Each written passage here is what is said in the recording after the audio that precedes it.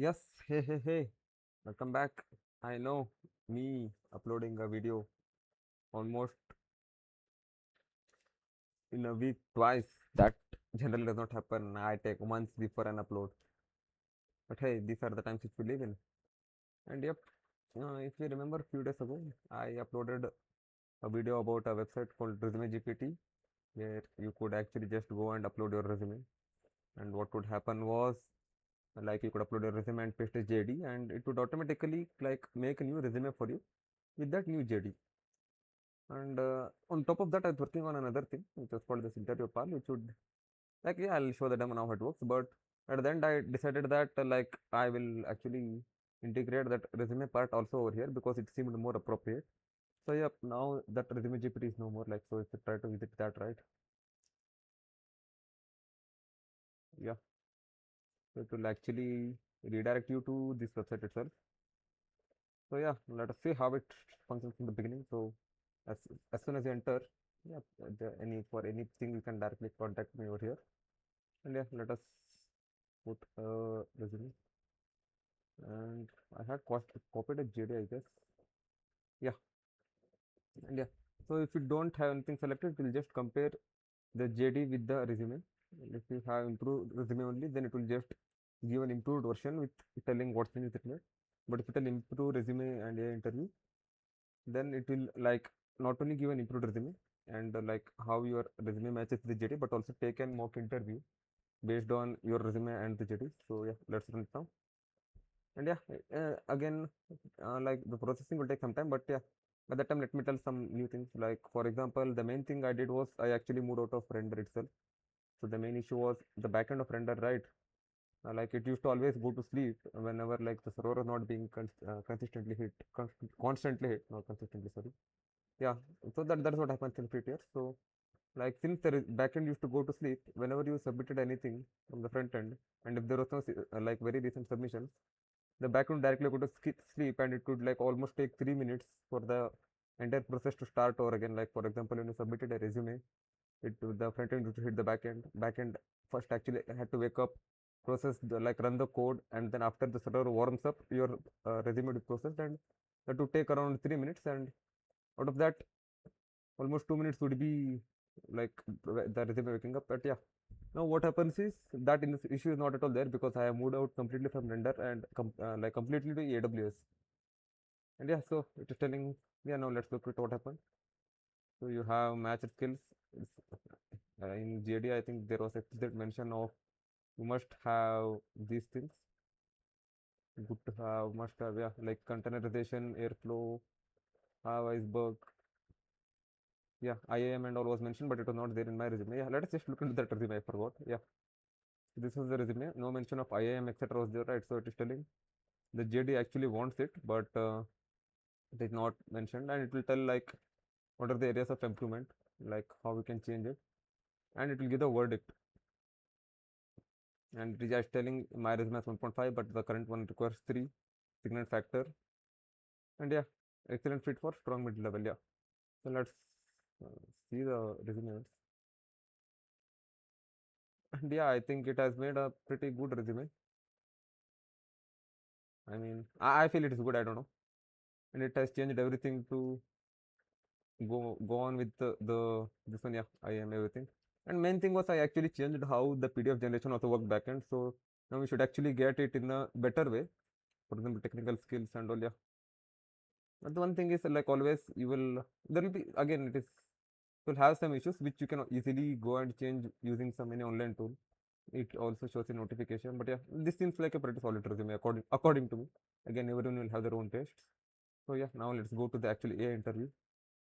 And yeah, this is the fun thing about it. So if I go to You the mentioned optimizing Java's Spark ETL jobs on AWS EMR. Can you elaborate on the specific techniques or configurations you adjusted to achieve the 60% runtime reduction? I mean, like if you heard, it literally starts talking to you, and you can do this. Like, let's allow it. Hey, I'm trying to do the work now. Yeah, like anything you talk, it will like clearly pick it up. Might not be it again. Any system is not 100% efficient, So it might not pick every piece of audio. Like if you speak it in a very weird accent or something, it might not pick up. But general accents of English, it should pick up. Yeah, see, like for example, accent got missed. Yeah, and if you stop also, and you can also type here like ABCD, and you can again tell, hey, what else? Yeah, see, it clearly picks everything up. And yeah, What are the core components of Apache Spark, and how do they interact during job execution? I might actually speed up through all the 15 questions so that we don't have to like sit and wait for it. Yeah, let me show one more fun thing. So yeah, let me go to actual chat GPT.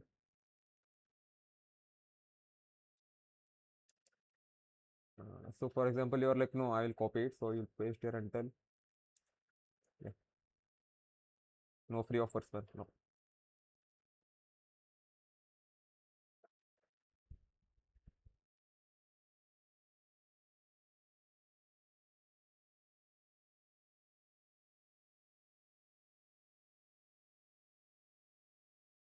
Uh, it's giving a pretty big answer.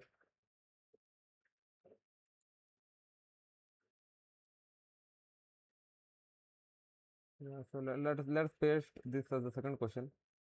Let's go to next. Describe the main difference between synchronous and asynchronous API calls in Spring Boot, and when would you choose one over the other? When migrating legacy Golang workflows to Java plus Spark, what were the key challenges you faced regarding data consistency or schema evolution, and how did you address them? Explain the concept of eventual consistency in distributed systems and provide an example of when it's appropriate to use. How would you design a robust CI/CD pipeline for a microservices application deployed on Kubernetes, including automated testing and rollback strategies? In your experience troubleshooting critical production issues, what was the most complex distributed system problem you debugged, and what methodology did you employ to isolate and resolve it? Describe the internals of how Apache Iceberg manages schema evolution and hidden partitioning, and discuss its advantages over traditional Hive tables. Design a fault-tolerant, scalable real-time data ingestion system that can handle millions of events per second, storing them in a data lake for analytical purposes. I mean, yeah, Include components like Kafka, Flink/Spark streaming, and a suitable storage layer. I mean the questions are no joke. They're like really hard. Like Considering your work on yeah, integrating legacy enterprise systems with modern big data platforms like Hive and Iceberg, how would you design a metadata management strategy for a large-scale enterprise data lake to ensure data discoverability, governance, and quality across heterogeneous sources? yeah. I mean the questions are no joke. They are like actually really hard. Elaborate on the challenges and considerations when performing ACID transactions across multiple microservices in a distributed environment. How would you implement a distributed transaction mechanism, such as Saga or two-phase commit, and what are their respective trade-offs? Discuss the trade-offs between batch processing and stream processing in a data lake architecture. Under what circumstances would you choose one over the other, and how do you handle late arriving data in a streaming pipeline? You've deployed a new Spark ETL job, and it's suddenly running much slower than expected, but not failing. What are your initial steps to diagnose the performance bottleneck? If there's some nonsense over here, for example, I'll actually uh, make the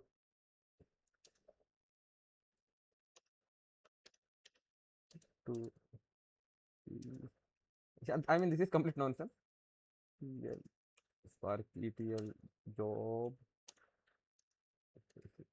Yeah, C EFFICIENT. Yeah, I mean this is complete nonsense, but An it's airflow so DAG for a critical ETL pipeline fails intermittently.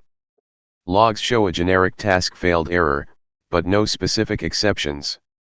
What's your systematic approach to investigate and prevent future failures in a production environment? You are tasked with redesigning a legacy monolithic data processing application, example an old Java batch job, to a modern, cloud-native, microservices-based architecture on AWS.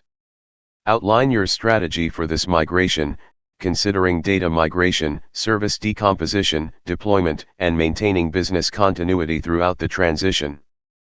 Yeah, I mean the questions are actually no jokes. They are very hard, and you'll be judged harshly also based on, like, even if you give very good answers, it should like give you good results only. Let's see. Yeah. Now I think for testing I have like skipped through everything, right? So it will obviously show very low. It will be like 0 or 1%. And yeah, it was 0%. And yeah, for example, if you take the second question right, yeah, see, no cheating. You can't do that, man. Come on. It is like, no, come on. You are cheating, so you are a very bad person. And yeah, where was that one? Mm, yeah, this answer is nonsensical. You should try to make the moon revolve around the earth to make Spark ETL very efficient. That's, yeah. And this is another thing. You can just download the interview video, and yeah, I mean,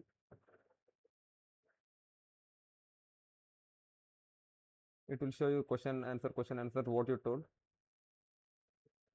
but there's no feedback of the AI.